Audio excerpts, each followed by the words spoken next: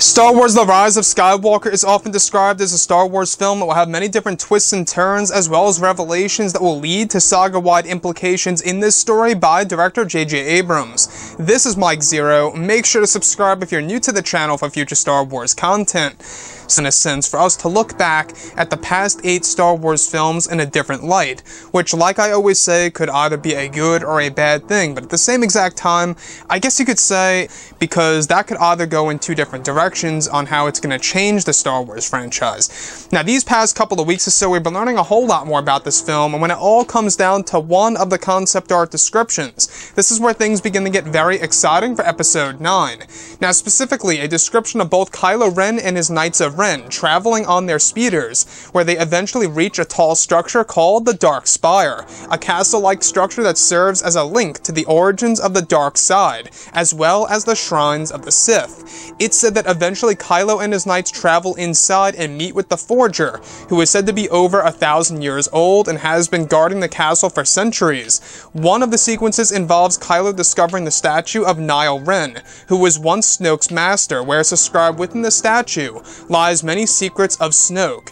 It's described that Kylo discovers a device of some kind, where the Forger explains to Kylo that Nile Ren taught only 2 individuals associated with the dark side the power of flow walking, and that one of them was indeed Supreme Leader Snoke. It's said that Snoke was taught the power of flow walking, which is essentially time travel and the ability to witness events also in the future, that allowed Snoke to pre-plan his next apprentice, that being, of course, Kylo Ren.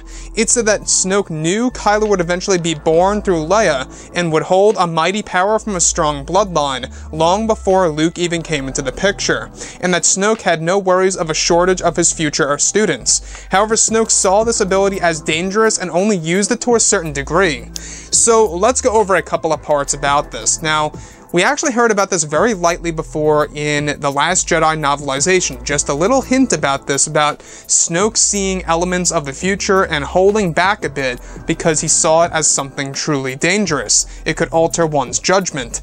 And that to me is a very interesting point by Supreme Leader Snoke. Now, with this scenario, Kylo discovers that Nile Ren, who was the master of both Snoke and Darth Plagueis, as we went over, we do know that the Disney canon is really restructuring itself from what was done already in the expanded universe. So what really is intriguing to me the most, though, is that Nile Ren is said to have only taught 2 individuals associated with the darkness, the dark side itself, the ability of flow walking. Now, the ability of flow walking, like I say, it is indeed time travel, but you're not able to change the past or change the events of the future. However, one can actually interact with its environment. It's kind of like imagining Kylo Ren literally being able to go over to an event that took place in The Empire Strikes Back, watching certain events unfold. So, flow walking is something that Jacen Solo, the original version of Kylo Ren / Ben Solo, was also able to do in the expanded universe, so I'm not really too surprised that, George Lucas, J.J. Abrams, and Chris Terrio would be implementing this power into the Star Wars franchise under Disney. And honestly, guys, I gotta tell you, I think that the ability of flow walking was one of the strong points of the EU. It really introduced something quite unique and just something very fascinating that could really open up one's eyes as to what would happen if a person really used that power too much. As Snoke describes, it's very dangerous to use it to a certain extent. So Snoke had no shortage or no worries about a shortage of his students. He even knew Kylo Ren would eventually come into the picture well before Luke Skywalker was even born. Now, that would also explain as to why Snoke was able to watch over Leia for years on end, and even watch over the unborn version of Kylo Ren as he was within Leia's womb. So that's pretty creepy stuff, I have to tell you. But one thing that I also want to go over, like we went over just a couple of days ago, is that Snoke also used the ability of teleportation that was also taught by his master Nile Ren. So teleportation is also going to be loosely touched, or lightly touched on, I should say, in The Rise of Skywalker. We may not actually see this ability, teleportation, and We do know that there are plans by Disney and Lucasfilm, if not they already made this ability, actually coming into play here for their version of the canon story of certain characters.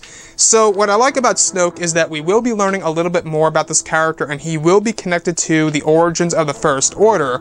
That's going to be a big element of this movie in the second act of Episode 9, so look forward to that. Vanity Fair actually confirmed that about a month ago, that the origins of the First Order will play a pretty big role in this movie that's going to make us understand certain elements of the past. Anyways, guys, drop a comment below. Let me know what you think about all of this in the comments. And if you guys did enjoy the content for today, do make sure to drop a thumbs up on this video to support the channel. I thank you all so very much for the kind support, and I'll catch you guys next time.